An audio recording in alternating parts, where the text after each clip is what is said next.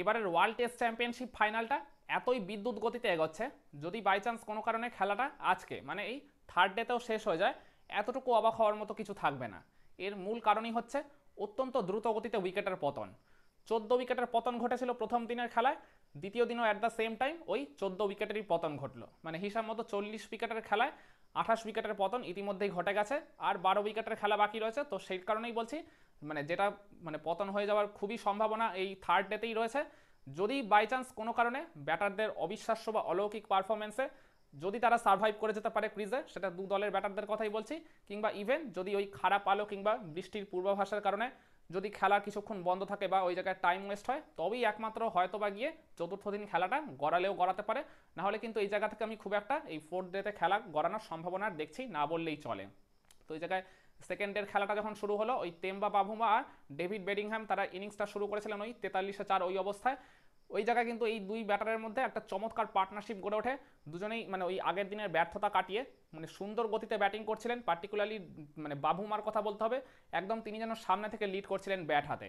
ওই star Cummins হেজেলউডের ওই বিদ্যুৎ গতিতে পেস আক্রমণকে খুব ভালোভাবে সামলে চমৎকার কিছু শট খেলছিলেন। কাভার অঞ্চল দিয়ে কিছু বেশ মানে চোখ ধাঁধানো কাভার ড্রাইভ খেলেন, পুল শটেও আর কি ছক্কা মেরেছিলেন। ওই জায়গায় দেখলাম ডেভিড বেডিংহ্যামও তাকে উইকেটের অপর পাশ থেকে সাপোর্ট দেওয়ার চেষ্টা করছিলেন, কিন্তু বিপত্তিটা ঘটলো সাউথ আফ্রিকার রান যখন 94, ওই পার্টিকুলার জায়গায় তেম্বা বাভুমাকে আমি মনে করি তিনি তার দিক থেকে কোনো রকম ভুল শট খেলেননি।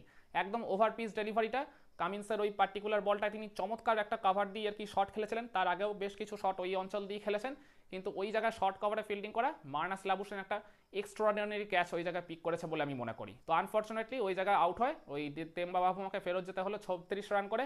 এরপরও কিন্তু কাইল ভারানে আর ওই ক্রিজে আগে থেকে সেট হয়ে যাওয়া ডেভিড বেডিংহ্যামের মধ্যে আবারও একটা পার্টনারশিপ গড়ে ওঠে 30 ওয়াট রানের।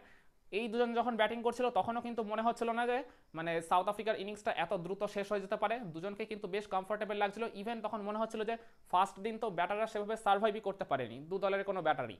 মানে সেকেন্ড দিনের যেন মানে ব্যাটিংয়ের জন্য পিচটা অনেকটা সহজ হয়ে গেছিলো। এরপর যখন লাঞ্চ ব্রেক হলো তখন সাউথ আফ্রিকার স্কোরটা 5 উইকেটে 121।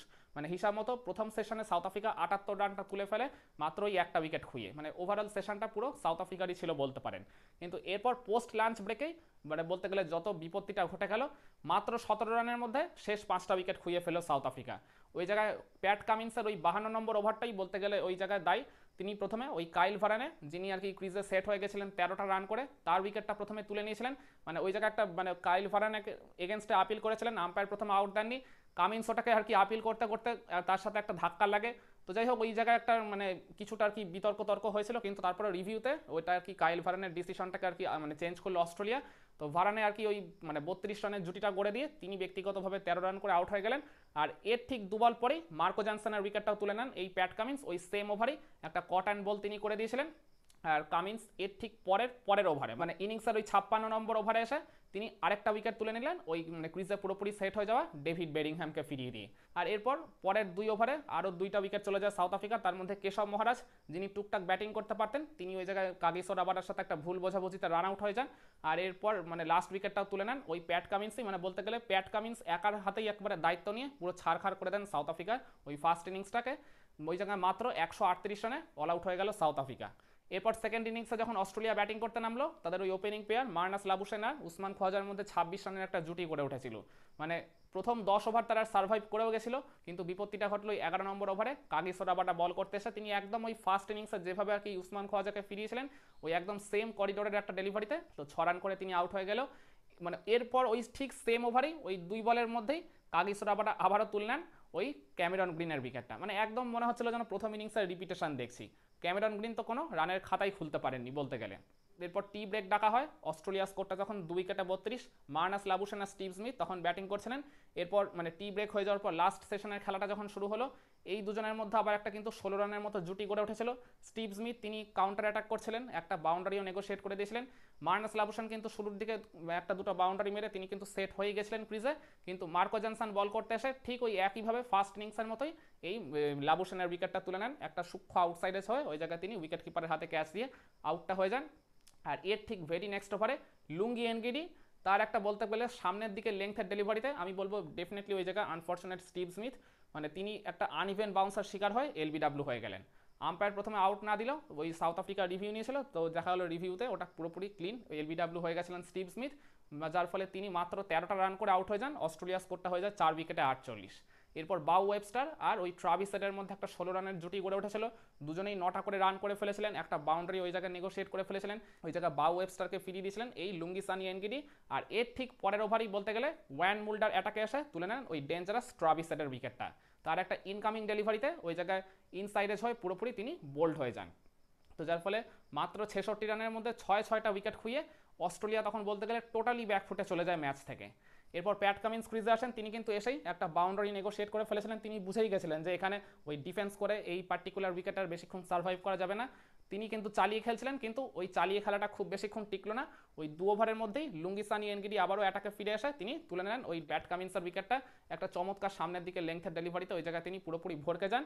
তো ওই জায়গায় 73-7 হয়ে যায় অস্ট্রেলিয়া স্কোরটা। তখন মানে মনেই হচ্ছিল যে অস্ট্রেলিয়াকে 100 রানের ভেতরে বেঁধে ফেলাটা জাস্ট সময়ের অপেক্ষা। তখন তাদের লিডটা ছিল মোটে ওই 147 রানের। কিন্তু এই জায়গাতেই বলতে গেলে ওপরওয়ালা বোধহয় অন্য কিছু লিখে রেখেছিল। অ্যালেক্স ক্যারি আর মিচেল স্টার্কের মধ্যে অবিশ্বাস্যভাবে একটা 61 রানের পার্টনারশিপ হয়ে যায়। মানে এই দুজন কিন্তু শুরুর দিকে অনেকগুলো চান্স দিয়ে দিয়েছিল। পার্টিকুলারলি মিচেল স্টার্ক তো ইনিংসের শুরু থেকে শেষ পর্যন্ত মানে তিনি 4 থেকে 5টা বোধহয় চান্স দিয়ে দিয়েছিলেন ক্যাচের, সবকটা উইকেটের পেছনে। কিন্তু সবকটা চান্সই ওই জায়গায় মানে ধরতে বা ওই জায়গায় পিক করতে ব্যর্থ হয়েছে সাউথ আফ্রিকার ফিল্ডাররা। অ্যালেক্স ক্যারিও কিন্তু শুরুর দিকে একটা সহজ ক্যাচের চান্স দিয়ে দিয়েছিলেন ওই স্লিপ কর্ডানের ফিল্ডারকে, কিন্তু সেটাও তিনি আনফর্চুনেটলি গ্র্যাব করতে পারেননি। এরপর এই দুজনেরই বলতে গেলে পার্টিকুলারলি ওই অ্যালেক্স ক্যারিকেই ক্রেডিট দিতে হবে। তারই কাউন্টার অ্যাটাকে মূলত বলতে গেলে অস্ট্রেলিয়া ওই 73-7 থেকে পৌঁছে যায় 134-এ। কিন্তু এরপর মনেই হচ্ছিল যে যখন এই দুজন নট আউট থেকেই দিনের খেলাটা শেষ করবে, তখন ওই লাস্টের ঠিক আগের ওভারে এসে ওই জায়গায় মানে ওই অ্যালেক্স ক্যারিকে ফিরিয়ে দিয়েছিলেন ওই কাগিসো রাবাডা। তো তার আগে তিনি 43 রানের একটা অমূল্য ইনিংস খেলে গেছিলেন বলে আমি মনে করি। এই পার্টিকুলার ইনিংসটার জন্যই এখন বলতে গেলে দ্বিতীয় দিন শেষে অস্ট্রেলিয়া ড্রাইভিং সিটে রয়েছে। তো যার ফলে অস্ট্রেলিয়া দিনের খেলাটা শেষ করেছে 8 উইকেটে 144। এই অবস্থায় এই মুহূর্তে তারা সাউথ আফ্রিকার থেকে 218 রানের লিড রয়েছে। আর এখন এই যা অবস্থা মানে খেলার বা এই পিচ কন্ডিশনের বা ওয়েদার কন্ডিশনের, তাতে করে এই 218 রানের লিডটা কিন্তু এখন মানে মনে হচ্ছে যেন 418 রানের লিড। এখনও মানে 2টা উইকেট বাকি রয়েছে। অস্ট্রেলিয়া তো ডেফিনেটলি চাইবে 218 রানের লিডটাকে আরও বেশ কিছুটা বাড়াতে। সাউথ আফ্রিকা ডেফিনেটলি চাইবে এই জায়গা থেকে যত দ্রুত সম্ভব 2টা উইকেট তুলে নিতে। আমি মনে করি ওই 100-র মধ্যে বা ইভেন 110 থেকে 20-এর মধ্যে যদি অস্ট্রেলিয়াকে অল আউট করে দিতে পারতো সাউথ আফ্রিকা, যে মানে চান্সটা তারা খুব ভালোভাবে ক্রিয়েট করে ফেলেছিল ওই জায়গায়, তাহলে কিন্তু ম্যাচটা ডেফিনেটলি 50-50 থাকতো। আমি বলতাম সাউথ আফ্রিকার ব্যাটারদের ওই রান চেস করে ওই 160 থেকে 70 রান যদি টার্গেট মানে থাকতো, তাহলে ওইটা চেস করে কিন্তু জয় পাওয়াটা খুব একটা কঠিন হতো না বলে আমি মনে করি। কিন্তু এখন যেখানে টার্গেটটা 200+ হয়ে গেছে, তার উপর এই পার্টিকুলার সারফেসে লাস্ট ইনিংসে ব্যাটিং করাটা যে কতটা ডিফিকাল্ট সেটা তো এখনই বোঝা যাচ্ছে। কিন্তু এখন এখানে মনে হচ্ছে ওই অস্ট্রেলিয়ার ওই 8th উইকেটে যে পার্টনারশিপটা গড়ে উঠলো ওই অ্যালেক্স ক্যারি আর মিচেল স্টার্কের মধ্যে 61 রানের, এটাই না আলটিমেটলি গেম চেঞ্জিং পার্টনারশিপ বা টার্নিং পয়েন্ট হিসেবে মানে ম্যাচ শেষে দেখা দেয়। অস্ট্রেলিয়া যদি ফাইনালটা কোনোভাবে জিতে যায়, তাহলে কিন্তু ওই পার্টনারশিপটাই অনেক বড় টার্নিং পয়েন্ট হিসেবে, বা বলতে পারেন এই দুই ব্যাটার তাদের ইনিংসের শুরুর দিকে যে অনেকগুলো ক্যাচের চান্স দিয়ে দিয়েছিল আর সেগুলো যে গ্র্যাব করতে পারেনি সাউথ আফ্রিকার ফিল্ডাররা, ডেফিনেটলি ওগুলো কিন্তু মানে সাউথ আফ্রিকাকে চরম আক্ষেপে পোড়ালেও পোড়াতে পারে যদি অস্ট্রেলিয়া এই থার্ড ডেতেই ম্যাচটা বের করে ফেলে, তাদের পকেটে পুড়ে ফেলে। তো কি মনে হয় এই থার্ড ডেতে খেয়ে আলটিমেটলি জিততে চলেছে? আজকেই তো মনে হচ্ছে শেষ দিন ফাইনাল ম্যাচের। কমেন্ট করে আপনার মতামতটা জানাতে পারেন।